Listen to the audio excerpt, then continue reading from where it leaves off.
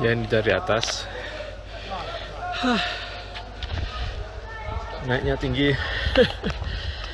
Dari atas 15 menit manjat tuh.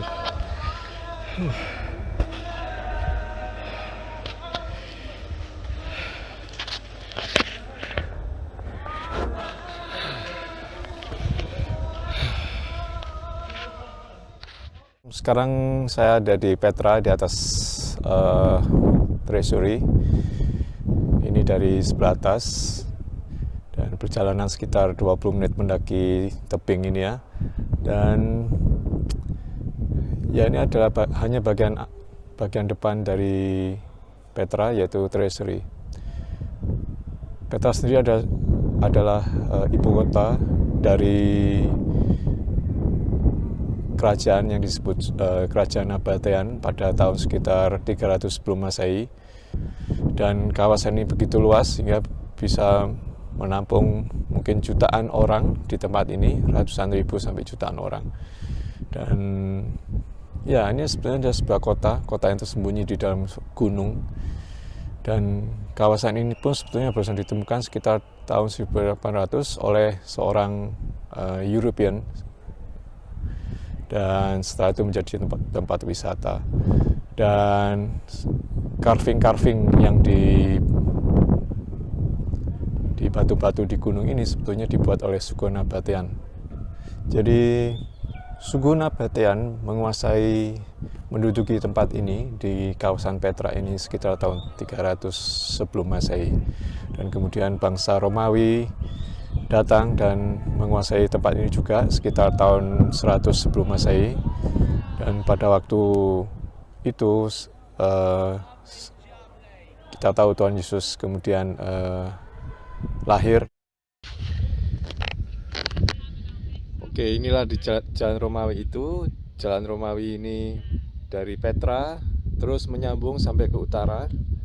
Jadi selatan ya, sebelah selatan sampai ke utara.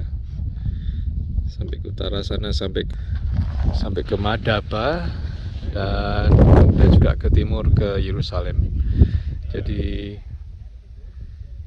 kekuasaan Romawi pada waktu itu menguasai Israel dan Jordan, dan ya sampai ke Petra pada sekitar tahun 100 Masehi. Dan ini dibuktikan dengan jalan Romawi di tempat ini, dan juga peninggalan-peninggalan bangsa Romawi, bangunan-bangunan Romawi.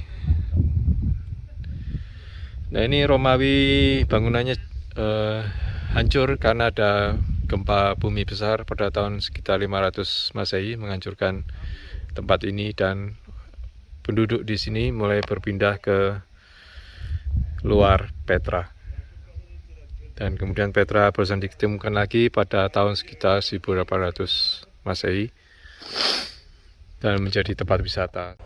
Kemudian pada tahun 600 Masehi, Kekaisaran Bizantin dari Eropa Timur menguasai daerah ini, termasuk kawasan Petra.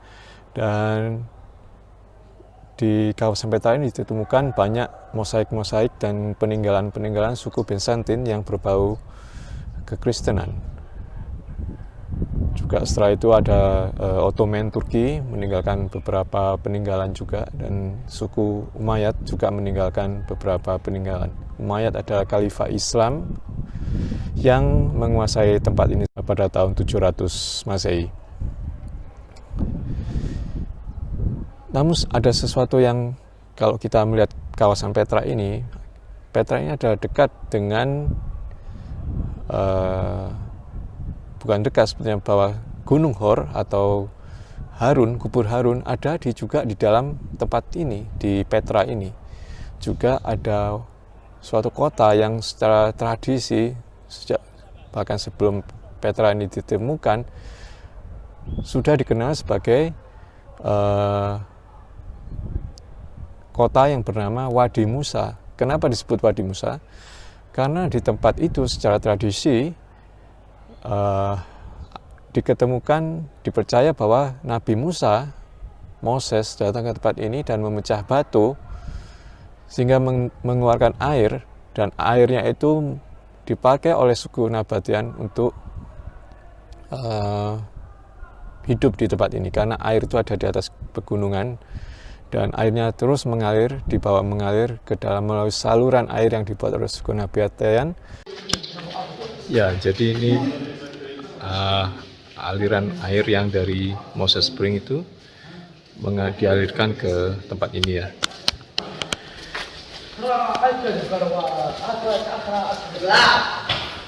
Jadi ini dari atas sana Moses Spring, selokan airnya ini, kanal air, sampai dia kebawa ke. Nanti saya akan bisa jelaskan bahwa sebetulnya Sinai itu ada di Saudi Arabia, bukan di Mesir. Dan juga mereka bergerak ke atas, ke utara, melalui perbatasan Jordan atau Transjordan. Dan mereka ada di suatu tempat yang disebut Kades Barnea selama 38 tahun.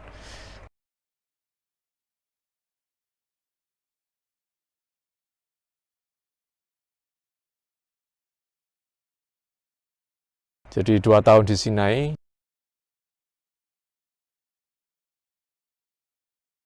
dan 38 tahun di Kades Barnea.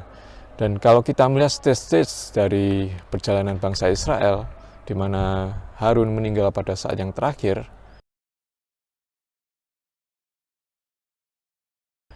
maka dengan kuburnya di sini dan juga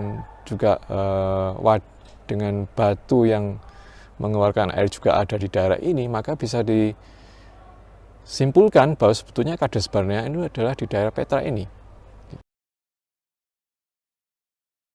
Dan itu banyak juga dipercaya oleh banyak orang.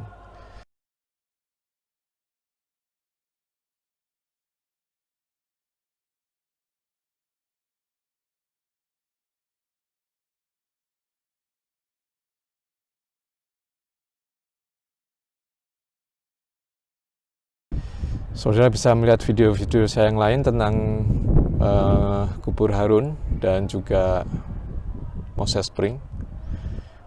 Dan nanti kita bisa menyimpulkan bahwa tempat ini adalah sangat bersejarah untuk di dalam Alkitab, karena dalam perjalanan bangsa Israel, dan juga profesi-profesi banyak dinyatakan sebetulnya di tempat ini, di daerah Edom dan Moab.